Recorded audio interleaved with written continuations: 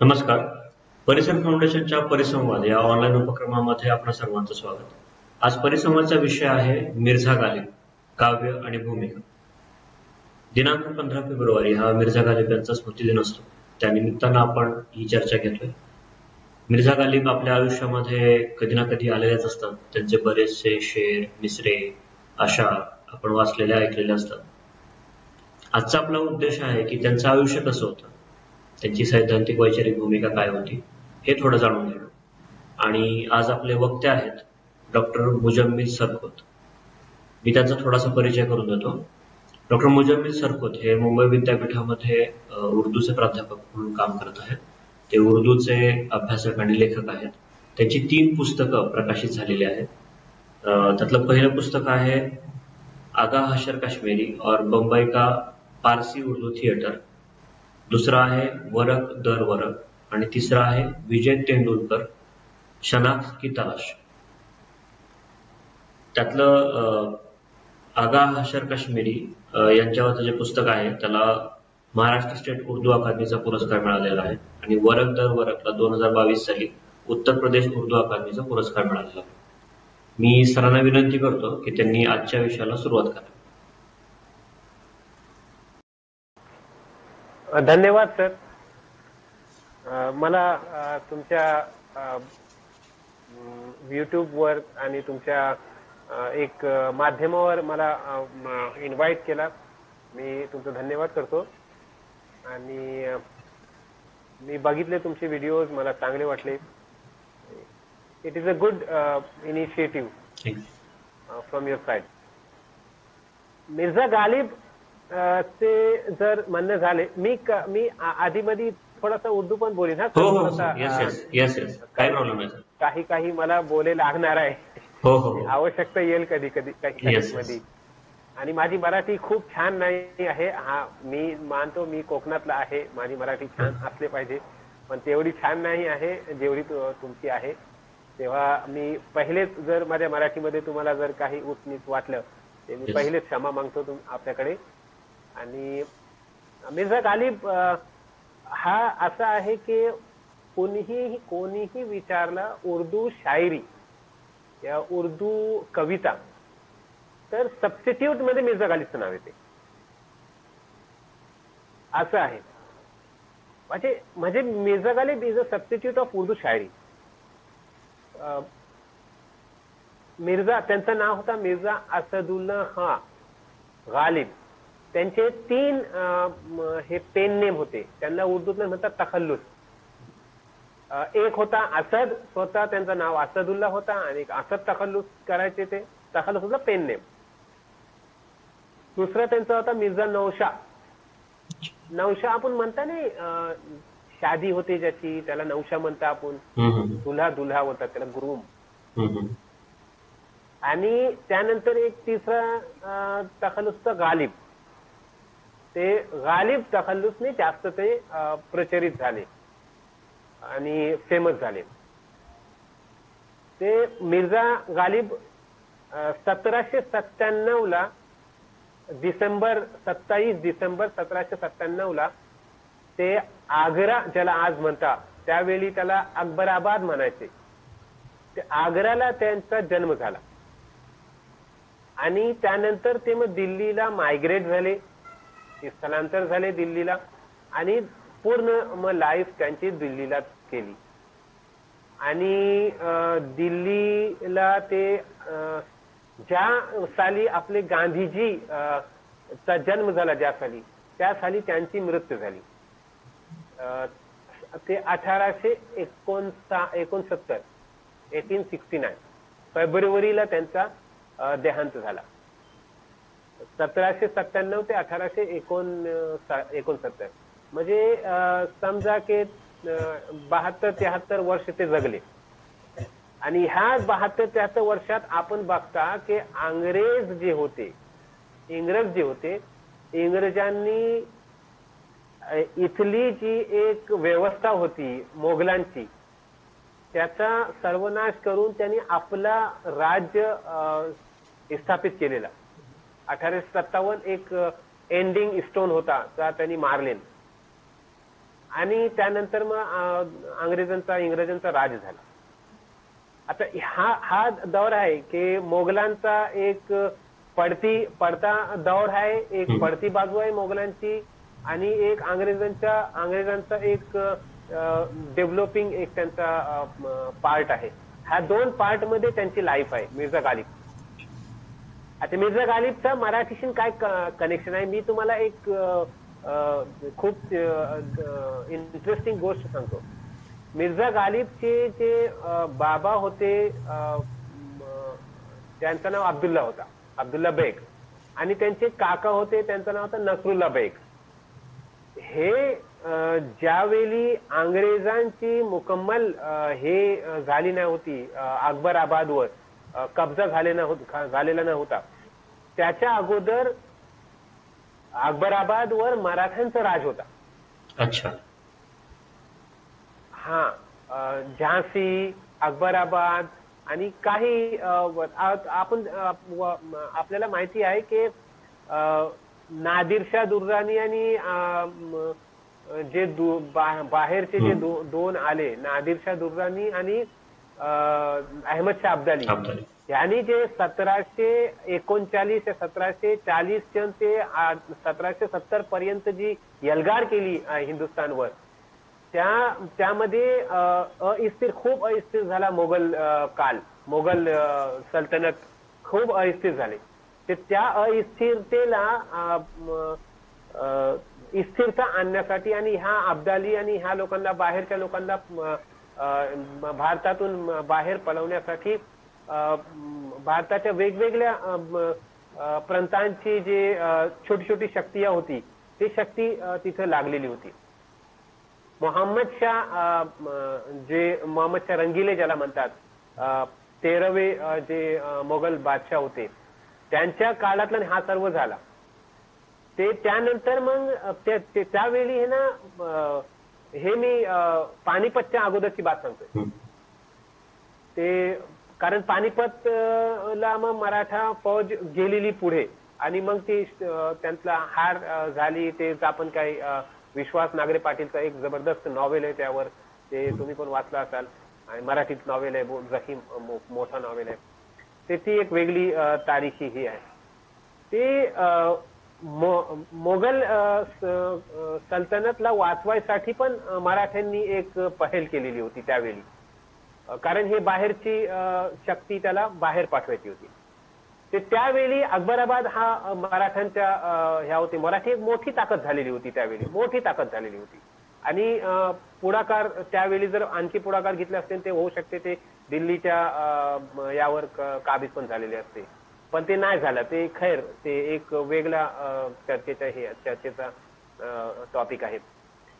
ज्यावेळी ते तिथे सरकार त्यांची अकबराबादला होती, त्यावेळी हे गालिबचे फादर आणि गालिबचे काका, बाबा आणि काका, हे दोघं फौजमध्ये होते, आणि ते यांच्या फौजमध्ये होते, मराठ्यांच्या फौजमध्ये.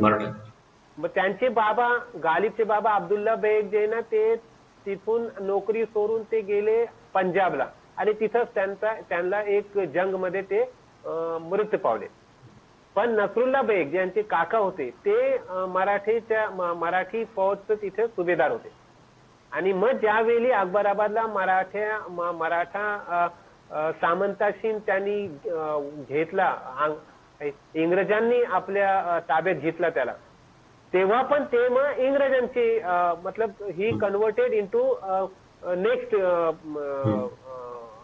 रूलर.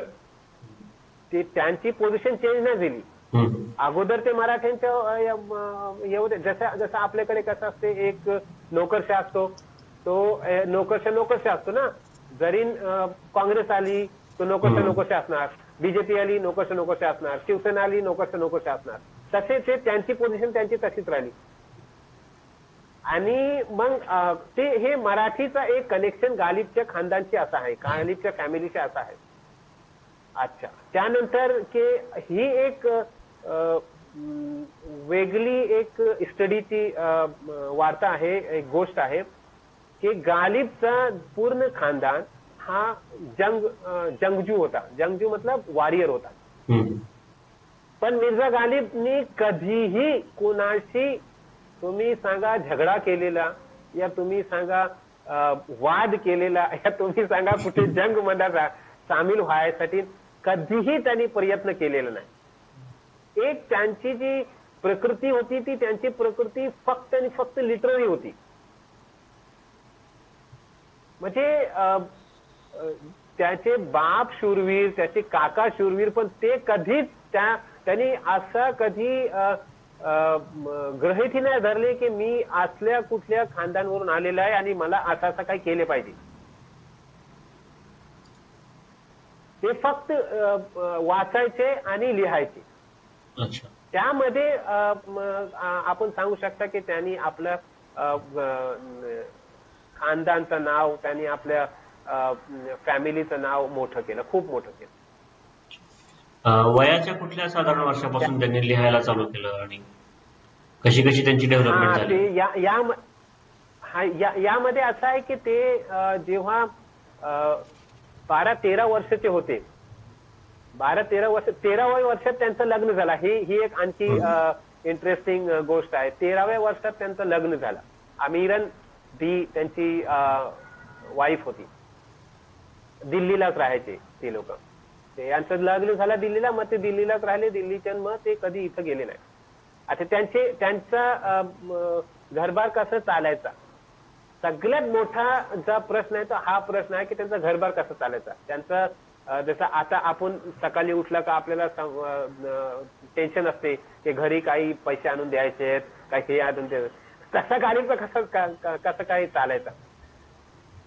ते हे जे बाबा आणि हे जे काका त्यांचे होते ना वॉरियर्स, आणि जे अहदेदार होते, सुभेदार होते, ते त्यांची पेन्शन भेटायची गालिबला.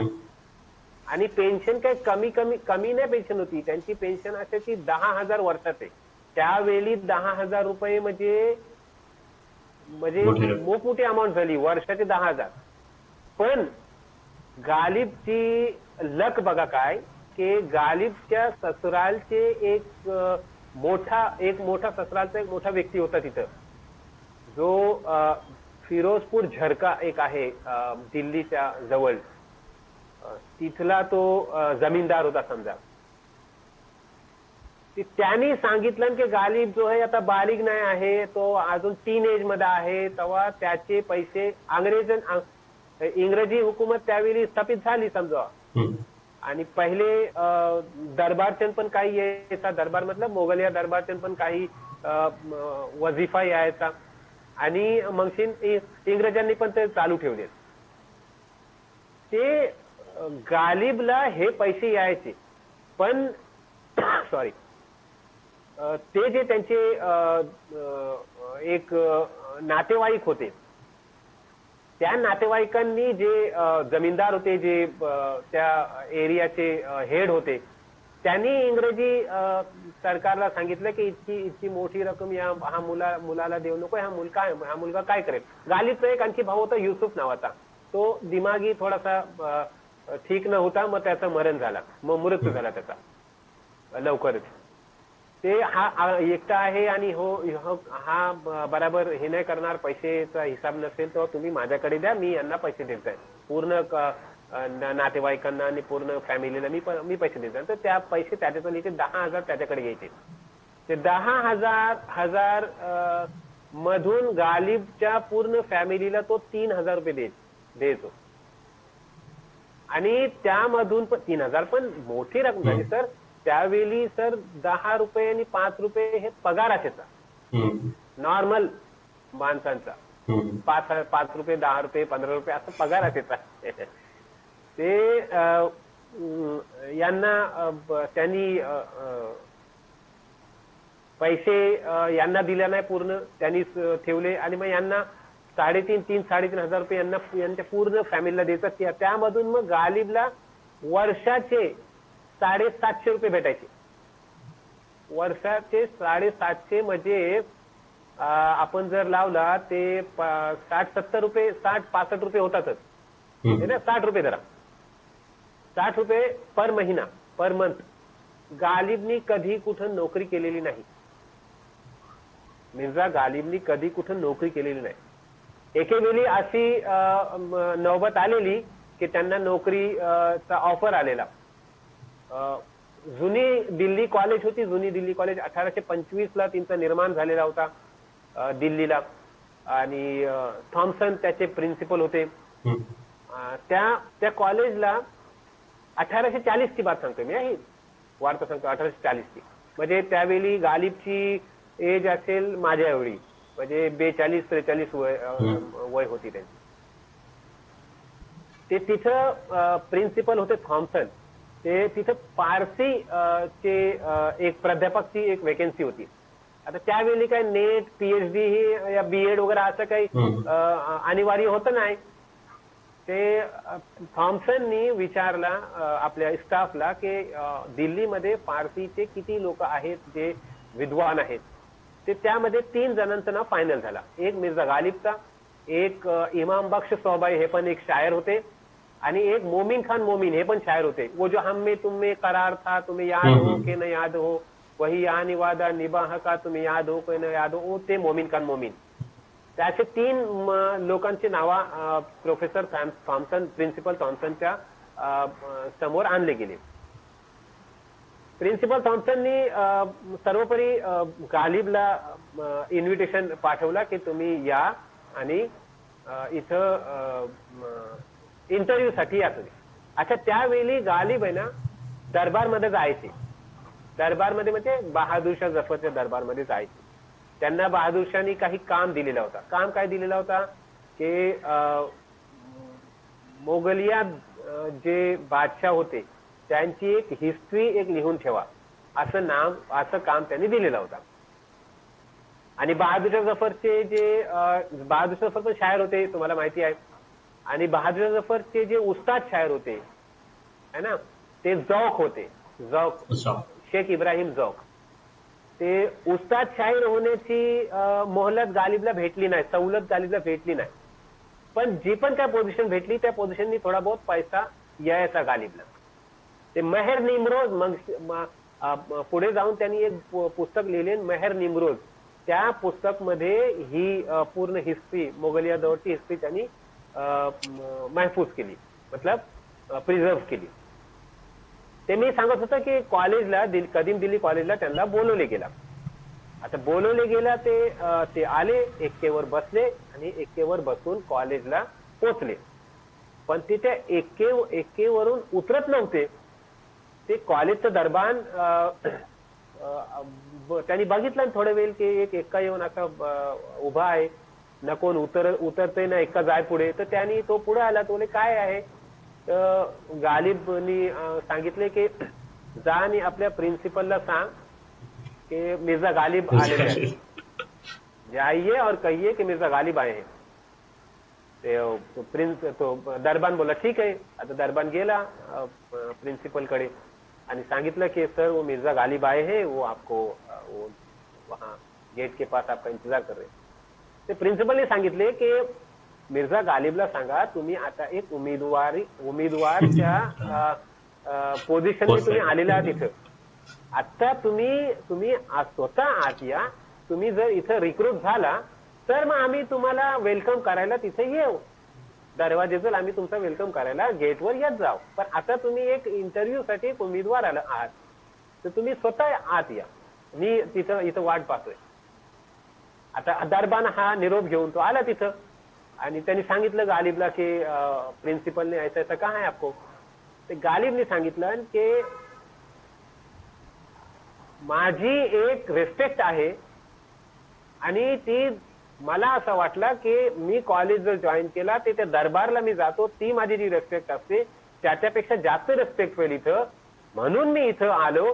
पण ते इथं ते माझी काही रिस्पेक्टच नाही करत. मला होतं तू आत ये. त्यांना बोला मला आवश्यकता नाही. आणि त्यांनी एका फिरून आपल्या घरी गेले. तेव्हा त्यांनी ती पण नोकरी केलेली नाही. आणि मग इमाम बख्श सौबाईचं तिथं अपॉइंटमेंट झाला, जे दुसरे होते ना ते त्यांचा अपॉइंटमेंट झाला. ते हे आहे त्यांची लाईफ गुजरवायची, त्यांची ही शराब पियायचे, दारू पियायचे. आणि त्यांचे बरेच दोस्त होते, मुस्लिम गैर मुस्लिम सर्व दोस्त होते. आणि ते कधी कुणाला काही मतलब धार्मिक टॉपिकवर कधी कुणाच्याकडे काही चर्चा नाही करायची कधीच. ते म्हणायचे तुम्ही आपलं बघा आम्ही आपलं बघतो असं आहे. आणि त्यांचे वेगवेगळे कोई पूछते हैं कि वो के गालिब कौन है, कोई पूछते हैं वो कि गालिब कौन है, कोई बतलाव कि हम बतलाय क्या. तो ते जसं काय माहिती आहे त्यांची जी शायरी होती ना ते अगोदर एक गोष्ट मला क्लिअर करणं आवश्यक वाटते ती ही की त्यांची उर्दू शायरीच्या बाबत आपण आज चर्चा करतो.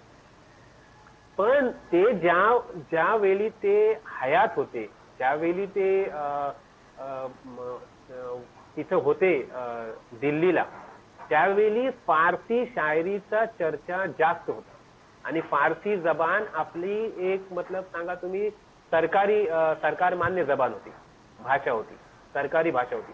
तेव्हा ते आपलं फारसी शायरी होती ना, फारसीचा दिवाण होता त्यांचा, फारसीचे त्यांचा कलाम होता, त्याला जास्त ते इम्पॉर्टन्स द्यायचे. उर्दू शायरीला तेवढं इम्पॉर्टन्स नाही द्यायचे ते. उर्दू शायरी म्हणजे त्यांनी फक्त एकच दिवाण लिहिलं, ते पण छोटा आहे मोठा नाही आहे. पण त्यांची उर्दूची तुम्ही बोला गद्य आहे या पद्य आहे ती फार फेमस झाली आणि लोकांनी त्याला पसंती दाखवली. त्यांचे जे वर्डिंग्स आहेत, शायरीचे जे वर्डिंग्स आहेत, काही मतलब जास्त आसान पण आहेत आणि काही असे आहेत की समजायला थोडंसं कठीण वाटते. तेव्हा त्यांना जेव्हा बोलायचे की या गालिब तुम्हारी शायरी तुम समझो या खुदा समजे, कधी कधी असे लोक बोल ते म्हणायचे की न 27 की तमन्ना न सिले की परवा.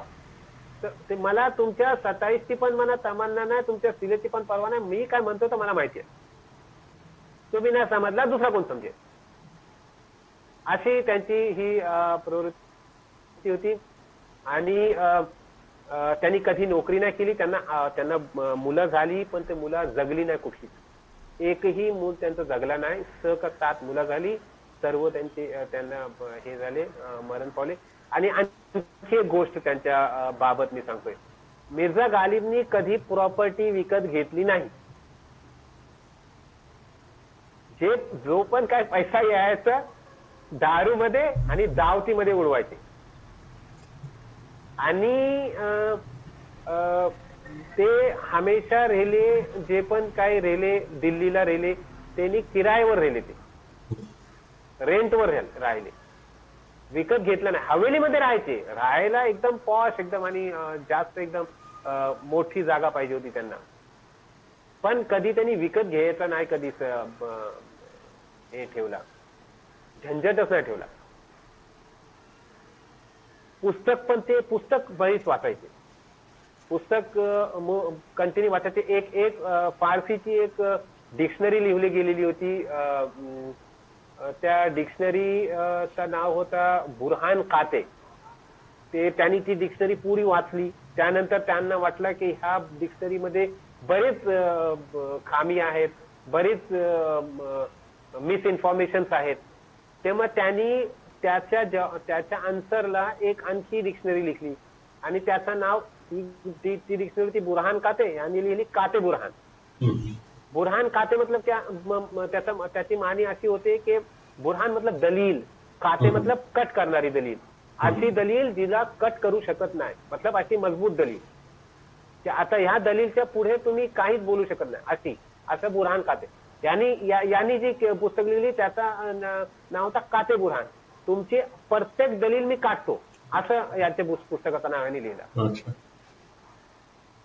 असं आहे मिर्झा गालिबचा.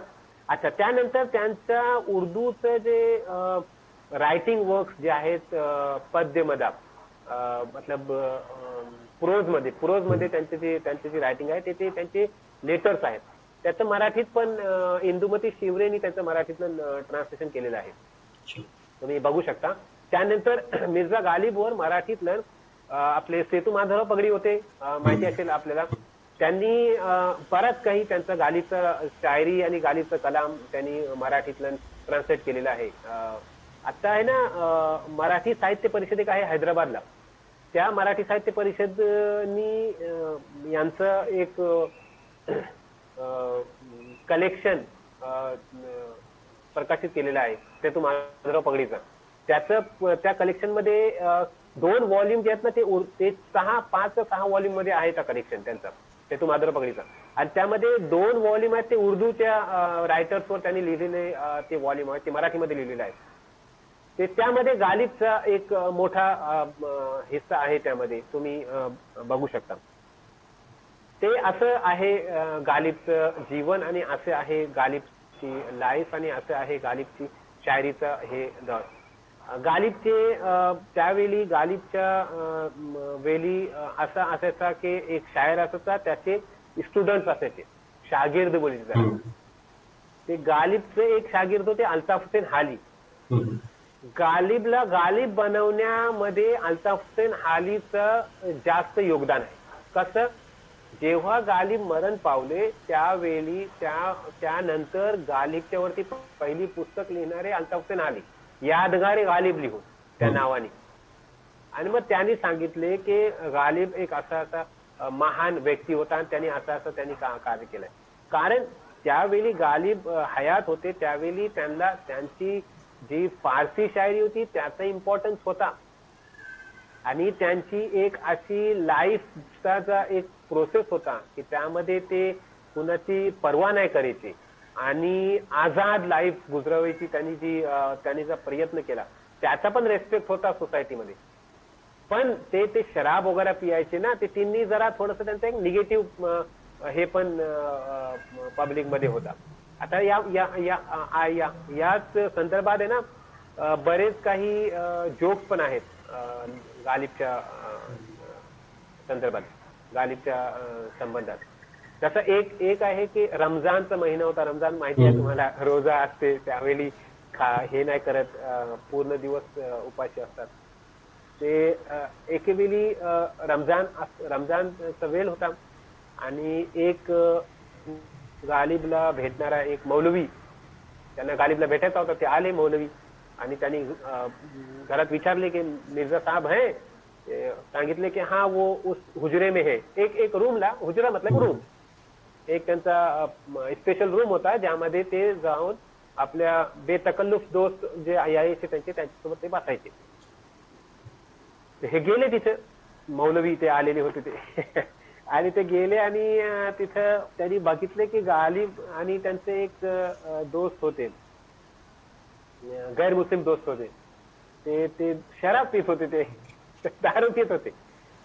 त्यांनी मौलवीनी सांगितले की मिर्जा साहब, हमने तो ये सुना है कि रमजान में शैतान को कैद कर दिया जाता है, मतलब शैतानी काम है ना.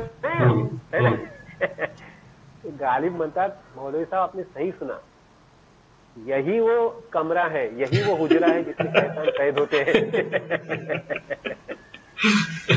ऐसा आहे. ते सॅटायर पण जबरदस्त करायचे गालिब. त्यांचे शागिर्द मी सांगितले, त्यांचे विद्यार्थी अल्ताफ हुसेन हाली, त्यांचं आता मी सांगितलं की यादगारी गालिब त्यांनी लिहिली पुस्तक. ते लिहितात की अच्छा गालिबला लेटर्स यायचे, बरेच काही जाणकार, काही अनजान लोकांचे त्यांना लेटर्स यायचे. ते काही लेटर्स मध्ये त्यांना गाली वगैरे लिहायचे, आई बहीणची पण गाली असायची. एक लेटर आला, ते अल्ताफ हुसेन हाली ते लेटर वाचायला सुरू केला ते आणि मग थांबले. त्यांनी सांगितलं नाही मिर्जा साहब मैं इसके आगे नहीं पढ़ सकता. तो लेने क्यों, क्या है? तो लेने ये हद अदब से गिरा हुआ है अल्फाज, मतलब एक रेस्पेक्टच्या बिलो द बॉटम काही वर्ड्स होते ते. त्यांनी गालिबनी सांगितले की द्या ते लेटर, म्हणाले की द्या ते लेटर, मी पढ़तोय, मी वाचतोय. ते त्यांनी दिले त्यांना लेटर. ते त्यामध्ये लिहिलेला होता की आईसची गाली, बहिणीसची गाली अशी लिहिलेली होती त्यांना, है ना. ती माहिती आहे मराठीतल्यांचं इझिली म्हणतात ते, आपण नाही तर म्हणू शकत. आता ते गालिब हसायला लागले ते लेटर पढून. ते गाली हे बोले बघा, बोले किती अहमक माणूस आहे, किती बेवकूफ माणूस आहे. एक 70 वर्षाच्या माणसाला आई बहीण ती गाली देते, काही दुसरी द्यायची त्यांनी. आता 70 वर्षाचा माणूस काय करणार आहे? अशी त्यांची ही होती गालिबची सॅटायर जबरदस्त होते. अच्छा, कधी कधी 1857 ची जी आपली चळवळ होती आणि जंग एक झालेली, त्या जंग नंतर अंग्रेजांनी यांचं पेन्शन बंद केले, यांची पेन्शन बंद केली गालिबची. अशी बऱ्याच लोकांची पेन्शन बंद केली. त्या पेन्शनला डबल आपल्यासाठी जारी करायसाठी गालिबनी कलकत्ते वगैरे सफर केला, कारण त्यावेळी अंग्रेजांचा कॅपिटल कलकत्ता होता, माहिती आहे आपल्याला. ते त्यावेळी जेव्हा पेन्शन बंद होती आणि दरबारच्या येणारा पैसा, बाजूच्या दरबारच्या येणारा पैसा त्या पण बंद झालेला, ते गालिबचे फाके झालेले, खायला काही नसायचं, काहीच नाही सर. एकेवेळी त्यांचा एक जानकार त्यांच्या घरी गेला आणि तो विचारायला लागला की गालिब साहब आजकल कैसा चल रहा है? तो बोले आजकल फाके खा रहे हैं. त्यामध्ये पण काही हे नाही, शिकायतचं हे नाही होता, पण बोले फाके खा रहे हैं, मतलब खायला काय नाही. आता त्यांचे चाहते होते, बरेच चाहते होते. एक चाहते होते त्यांचे रामपूरचे नवाब सय्यद कलब अली जव्वाद असं काहीतरी नाव होतं त्याचं, रामपूरचे नवाब. त्यांनी रामपूरच्या नवाबनी त्यांना सांगितले की तुम्ही जर रामपूरला येऊन राहिला तर मी तुमचं सर्व काही खर्च उचलीन, तुम्हाला शाही लाईफ तुम्हाला इथं जियायला भेटेल, मतलब इथं तुम्ही तशी लाईफ सस्टेन कराल, इथं शाही लाईफ सस्टेन कराल. ते गालिब गेले तिथं, ते तिथं गेले आणि त्यांनी त्यांची खूप आवभगत केली आणि खूप त्यांचा सन्मान केला. आता सन्मान केल्यानंतर त्यांना फक्त तिथं ठेवलं आणि त्यांची खातीर केली असंच नाही, त्यांनी त्यांना वर 200 रुपये द्यायचं, तो पर महिन्याला त्यांना 200 रुपये पण द्यायचा आणि त्यांचा रिहाय द्यायचं, सर्व त्यांनी खर्च त्या नवाबनी उचलला. पण तिथे राहिले गालिब, काही वेळ तिथे राहिले. त्यानंतर त्यांना दिल्लीची आठवण आली. त्यांनी सांगितले नवाबाला की तुमची मेहमान नवाजी चांगली आहे, पण ते मला दिल्लीला जाणं आवश्यक आहे, मला दिल्ली के बगैर मुझे चैन नहीं. असा 1857च्या बादची मी वार्ता करतोय. हा, ज्यावेळी 1-2 वर्ष गालिबला खायला काय नव्हता, आता असे पण दिवस गेले, काही दिवस असं जायचे की त्यांना खायला काही नसतं. ते मग नवाब ने बोले ठीक है, जैसे आपकी मर्जी, आप अगर दिल्ली जाना चाहें तो दिल्ली जाइए, तो लेकिन फिर भी मैं आपको दिल्ली का अगर आप जाएंगे तो मैं आपको 100 रुपया हर महीना भेजता रहूंगा. ते दिल्लीला आले, त्यानंतर ते 100 रुपये त्यांचे दर महिना त्यांना भेटायचे. म्हणजे 100 रुपये भेटायचे म्हणजे मी तुम्हाला सांगू एकदम लाईफ. आज समजावा कोणाला 5 लाख रुपये भेटतील असे ते 100 रुपये होते त्यावेळेचे. असं आहे. ते त्यानंतर ते गालिब दिल्लीला आले आणि मग थोड्याच वर्षांनी 1870च्या एक वर्ष अगोदर ते मरत पण. त्यांची लास्टला एकदम एंडला ते बिस्तरात असायचे, त्यांचं पेशाब आणि असं ते बासन तिथंच असायचं, बर्तन लोटा वगैरे तिथंच असायचं, तिथंच पेशाब करायचे, तिथंच हे करायचे. फक्त त्यांची डोळे त्यांचे चांगले होते, ऐकायला काही यायचं नाही. ते त्यांना जो पण काही कोण भेटायला यायचं त्यांना सांगितले की तुम्ही लिहून द्या, मला ऐकाय काही येईना, मग लिहून द्या, मग मी तुम्हाला आन्सर देते. मग ते लिहून द्यायचे, मग हे लिहून त्याचा आन्सर द्यायचे. असं आहे. अच्छा, त्यानंतर आता त्यांच्या कविताबद्दल मी तुम्हाला सांगतो, शायरीबद्दल तुम्हाला एक इंटरेस्टिंग गोष्ट सांगतो. ज्यावेळी ते त्यांच्यावरती शायरी अशी उतरायची आहे ना, शायर म्हणजे एक डिवाइन तो हे आहे, रिव्हिलेशन आहे समजा. ते कधी कधी अर्ध्या रातची ते उठायचे आणि त्यांना शायरी पुरी यायची, पुरी गझलच्या गझल पुरी यायची. मग ते काय करायचे माहिती आहे, एक त्यांचा रुमाल सारखा एक या असायचा बाजूला, या एक काही कपडा असायचा बाजूला, ते प्रत्येक शेर झाला ना काही गाठ बांधायचे. हा शेर झाला, दुसरा शेर झाला का दुसरी गाठ बांधायचे. आता काय कम्प्युटर वगैरे नाही ना सर, कम्प्युटर ऑन करून दे, ही शेअर आला तर ह्या शेअर टाईप करून ठेवू द्या.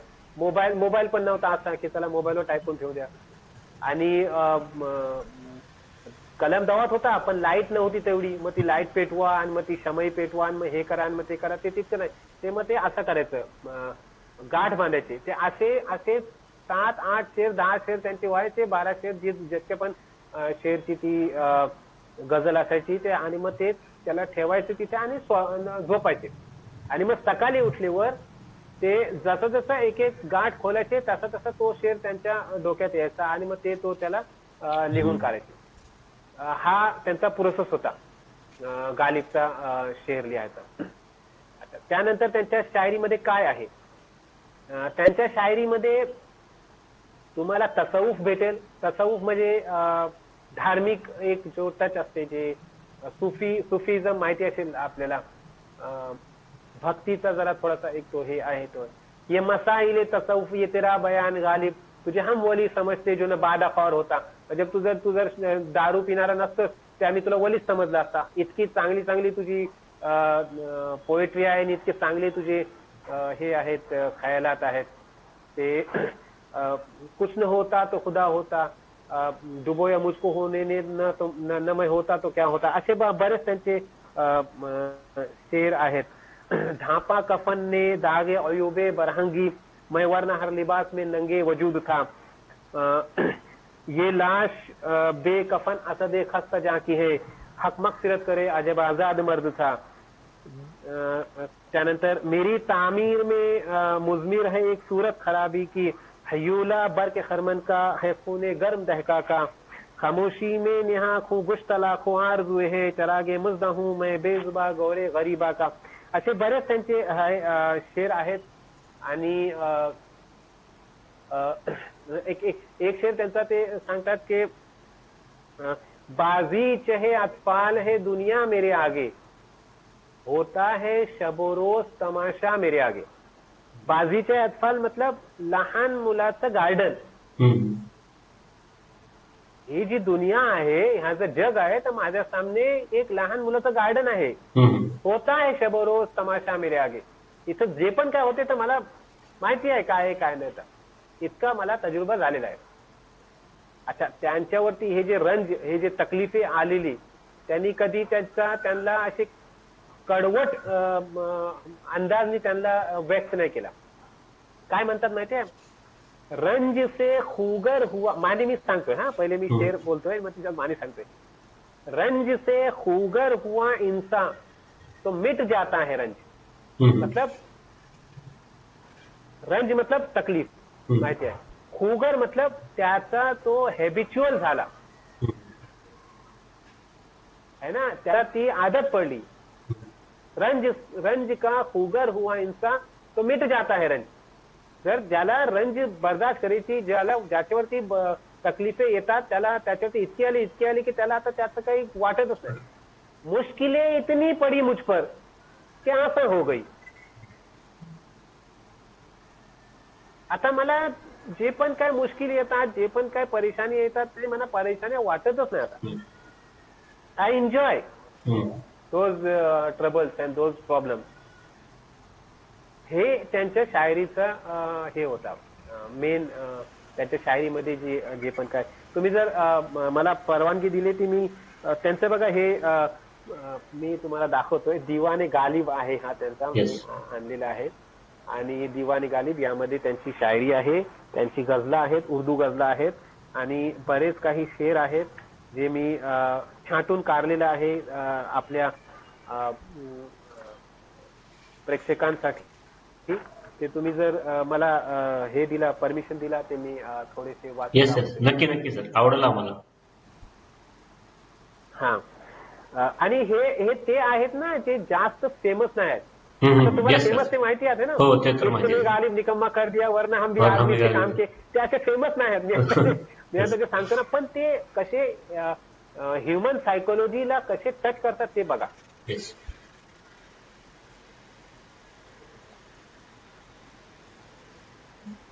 बस के दुश्वार है हर काम का आसा होना. बस के मतलब के okay, I agree that every work it is not compulsory to for every work that will be easy, है ना? It is not compulsory. Every work has some difficulties, है ना? बस के दुश्वार हर काम का आसान होना. आदमी को भी मुयस्सर नहीं इंसान होना. बस के दुश्वार है हर काम का आसान होना. आदमी को भी मुयस्सर नाही इंसान होना. मतलब आदमी आणि इंसान हे दोन त्यांनी शब्दचा प्रयोग केला. त्यांनी पहिलं त्यांनी सांगितलं की प्रत्येक काम तुमचा आसान होईल, सहल होईल, सरळ होईल याची गॅरंटी नाही. आणि त्यानंतर त्यांनी सांगितलं आता त्याला कुठं जोडतोय की आदमी को भी मुयस्सर नहीं इंसान होना. आता आदमी आणि मुयस्सर, आता आदमी आणि इंसान. आता आदमीचा जो शब्द आहे तर आपण जर कनेक्ट केला आदमशी ते सर्व आदमी येतात त्यामध्ये. पण इंसान जर आपण जर कनेक्ट केला ते इंसान हु हॅज सम क्वालिटीज, लॉयल्टी है ना, good conduct, good behaviour. This type of person, there are lots of human beings, but such type of persons are very less. Yes. असे लोक कमी आहेत. आदमी को भी मुयस्सर नहीं इंसान होना. आता या शेरच्या पाठीमागे मोठा तजुर्बा आहे त्यांचा. एक हे आहे, एक्सपेरिमेंट आहे त्यांचं एक. अच्छा, त्यानंतर ते म्हणतात एक आशिकाना एक शेर सांगते तुम्हाला. गो न समझू उसकी बातें, गो न पाऊं उसका भेद, पर ये क्या कम है कि मुझसे वो परी पैकर खुला. मतलब मी जाणतोय की माझी काही पोझिशन नाही, माझी काही माझ्या बाजूला या मी त्या माझी जी महबूबा आहे तिची जी विद्वान बाते आहे ती माझ्या पल्ले पडत नाही. मी तितका शाना नाही, मी तितका वाचलेला नाही, मी तितका पडलेला नाही. आणि त्या तिच्या गोष्टीमध्ये, तिच्या वार्तामध्ये जे पण काय खोल बाते आहेत ते मी समजू नाही शकत. ते मी ओळखतो. पण माझ्यासाठी हेच मोठं आहे, हेच मोठं कारनामा झालेला आहे की ती परी पैकर परीसारखी दिसणारी ती माझ्याकडे वार्ता करतोय, ती माझ्याकडे बात करतोय, हेच माझ्यासाठी मोठं झालं है ना. I am enjoying to listening her and I am enjoying to talking with her, whether I am understanding or not understanding, whether she is understanding or not understanding. But the matter is that we are talking with each other. That is the satisfactory thing. हे सांगतात ते. अच्छा, त्यानंतर सांगतात. अच्छा, एक है ना, एक थोडा सेटायर वाला एक शेर सांगते. इस्लाम मध्ये सांगितले जाते की हे दोन जे आपले कांदे आहेत ना, ते उजवा कांदा आहे तिथं एक फरिश्ता आहे, एक डावरा कांदा आहे तिथं एक फरिश्ता आहे. आणि उजवा कांद्यावरचं फरिश्ता चांगली गोष्ट लिखते, चांगली तुमचा कर्तव्य जो पण काम तुम्ही चांगला करता तो लिखते, गुड डीड्स.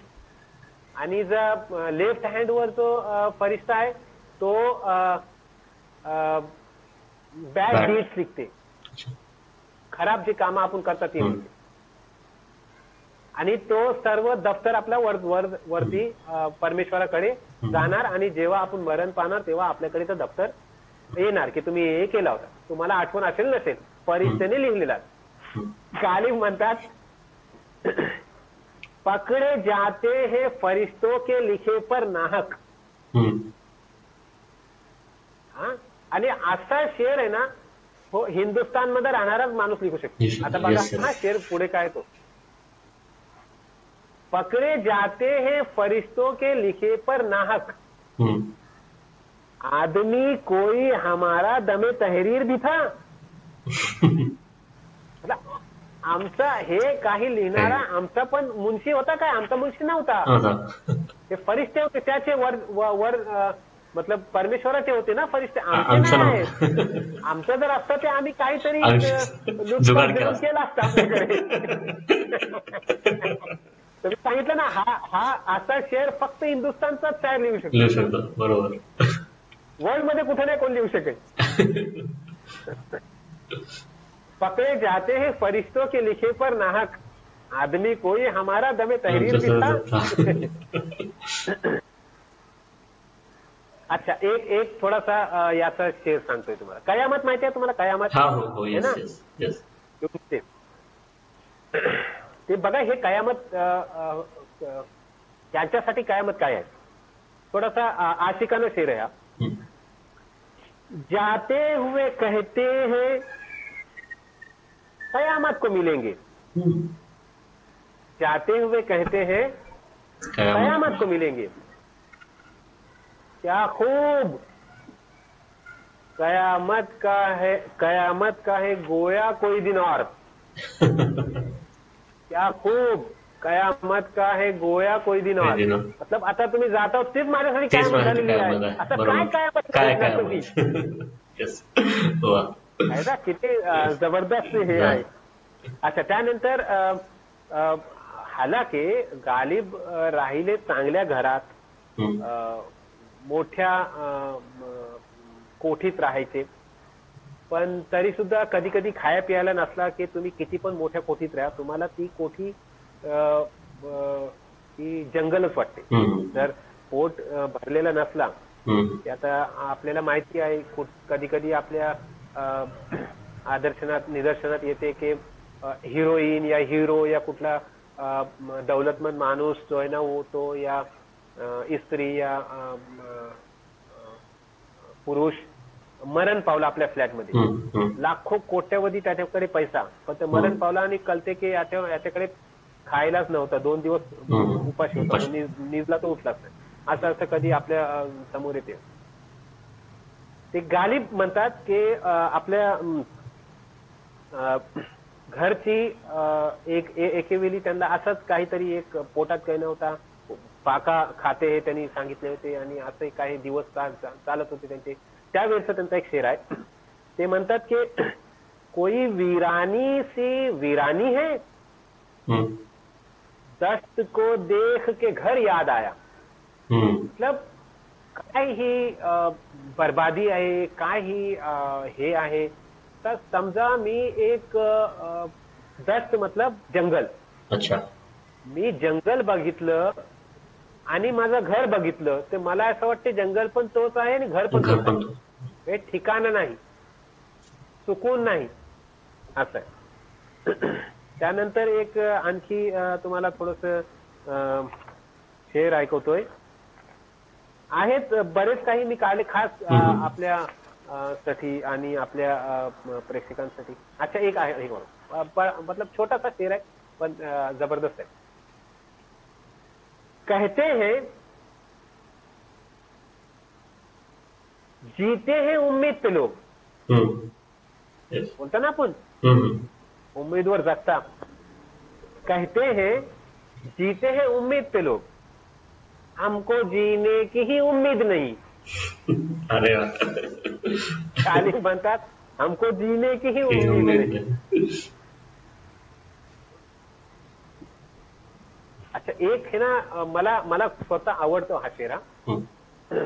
म्हणजे काय पॉवर आहे हा शेर मध्ये, जबरदस्त पॉवर आहे. गालिब म्हणतात की रगों में दौड़ते फिरने के हम नहीं कायल. रग मतलब नस आपली, आणि नस मध्ये काय दौडते? रगत है ना, खून. रगों में दौड़ते फिरने के हम नहीं कायल, जो आंख ही से न टपका तो फिर लहू क्या है. वाह वाह वाह, एकदम पावरफुल शेर है. रगों में दौड़ने फिरने के हम नहीं कायल, जो आंख ही से न टपका तो फिर लहू क्या है ना. अच्छा, त्यानंतर सांगतात की मला तुम्ही छेडू नका, मी असं भरलेलं आहे, माझ्यामध्ये शिकवा शिकायत आणि माझ्यामध्ये जे पण काही हे आहेत ते माझ्यामध्ये असे भरलेले आहेत ना, ते आता बम सारखा फुटीन.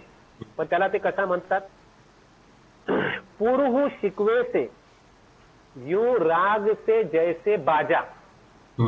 राग बाजा है ना. पुरहू शिकवे से यूं राग से जैसे बाजा, एक जरा छेड़िए फिर देखिए होता क्या है. ते हा एक गालिब आहे वेगळा, मी आज तुमच्या समोर मांडायचा प्रयत्न केला. आणि मला असा उमेद आहे, अशी आशा आहे की तुम्हाला गालिबचा हा रूप पसंत आला असेल आणि गालिबची ही अशी त्याची शायरी त्यांची ती तुम्हाला चांगली वाटली असेल. त्यानंतर गालिब होतात, गालिब बुरा न मान कहे गर बुरा कोई, गालिब बुरा न मान कहे गर बुरा कोई, ऐसा भी है जहां में कि सब अच्छा कहे जिसे. बरोबर. ते मला वाटते हे शेर ते आहेत ते गालिबला आपण जे अजून पवत गालिबला जे समजत होता है ना, ते त्यापेक्षा थोडे वेगळे आचार आहेत ते. आता हा शेर तुम्ही ऐकला असेल, जरूर ऐकला असेल, कि हजारों ख्वाहिश ऐसी कि हर ख्वाहिश पे दम निकले, बहुत निकले मेरे अरमान लेकिन फिर भी कम निकले. हा पण गालिबचा शेर आहे. त्यानंतर मोहब्बत में नहीं है फर्क जीने और मरने का. हा एक शेर चांगला आहे. हा शेर लास्ट मी सांगतोय तुम्हाला की मोहब्बत में नहीं है फर्क जीने और मरने का, उसी को देख के जीते हैं जिस काफिर पे दम निकले. काफिर इथं मतलब माशूकला बोलले, उसी को देख के जीते हैं जिस काफिर पे दम निकले, है ना. मोहब्बत में नहीं है फर्क जीने और मरने का. ते हे होते मिर्झा गालिब. मला असं वाटते की मैंने अपने तौर पर जितना मिर्झा गालिब को समझने की कोशिश की है, उसमें से कुछ बातें मैंने आप लोगों के सामने रखी. और मुझे उम्मीद है कि मिर्झा गालिब को आप लोग इस हैसियत से और इस गुफ्तगू से थोड़ा बेहतर समझने की कोशिश करेंगे. मैंने उनकी कुछ लाइफ की कुछ पार्ट्स आपको बताए, उनकी शायरी की कुछ खूबियां बताई आपको, और फिर उनकी शायरी की कुछ मिसालें आपके सामने पेश की. तो बहुत बहुत शुक्रिया, आपने मुझे मौका दिया. अब आप कहिए, अगर आप कुछ कहना चाह रहे तो मैं उसका आंसर देने के लिए तैयार हूँ. बहुत अच्छा ये हुआ सर. हमें बहुत सी चीजें पता नहीं थी, वो ती समजली बरीच. आणि मला वाटतं आपण अजून एक सेशन घ्यावं की जिथं अजून आपण थोडं फक्त शायरीच्या संदर्भात बोलूया. आणि आपला उर्दूचा म्हणजे पीएचडीचा जो सब्जेक्ट आहे तो पण खूप आम्हाला इंटरेस्टिंग वाटत आहे. तर त्या संदर्भात पण जर एखादं लेक्चर घेता आलं ह्याच्यानंतर तर नक्की घेऊया, जो आपला शॉर्ट स्टोरीज वरचा आहे विषय. तर नाही, माझा आहे मराठी ड्रामेच्या वरती आहे, मराठी नाटक वरती आहे. मराठी नाटक. अच्छा अच्छा, ओके. त्याचे उर्दू अनुवाद. Yes yes yes. तो पण एक इंटरेस्टिंग सब्जेक्ट आहे. त्यानंतर मी विजय तेंडुलकरच्या वरती एक पुस्तक विजय तेंडुलकर उर्दू मध्ये. तेच त्याच्यावर एक नक्की घेऊया. मी परिसर फाउंडेशन कडून आपले आभार मानतो की आपण आपला वेळ दिला आणि हा एक महत्वाचा कार्यक्रम आपण घेतला. मला आशा आहे की सर्वच प्रेक्षकांना गालिब समजण्यासाठी आजच्या आपल्या व्याख्यानाचा नक्कीच फायदा होईल. धन्यवाद सर. शुक्रिया सर.